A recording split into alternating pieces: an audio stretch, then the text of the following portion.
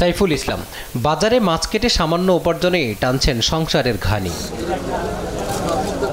বাজারে নিত্যপণ্যের ঊর্ধ্বগতিতে মিলছে না কোনো হিসেব। যে টাকা আয় তাতে মায়ের ওষুধ, সন্তানদের পড়াশোনা সহ সংসারের খরচে মাস শেষে শূন্য হাত। সব নিত্যপণ্যের দাম একটু ঊর্ধ্বগতি, সেই হিসাবে যাই ইনকাম হয় আল্লাহ যাই দেন রাখতে পারি না, এই হলো কথা।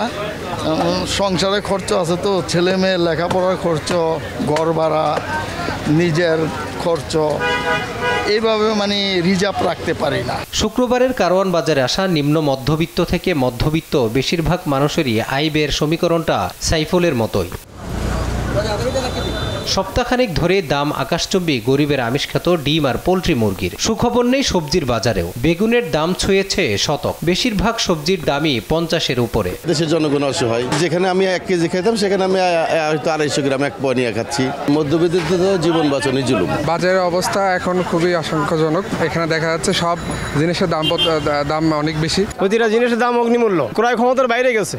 এখন সাধারণ আমরা যে পাবলিক, আমরা তো হিমশিম খাচ্ছি। ডলারের দাম বৃদ্ধির অজুহাতে ঈদকে সামনে রেখে চড়া সব ধরনের মশলার দাম।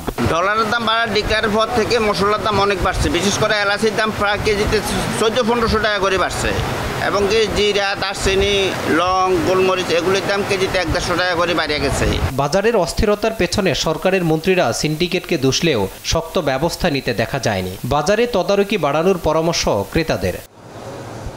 মাজহারুল ইসলাম, দেশ টিভি, ঢাকা।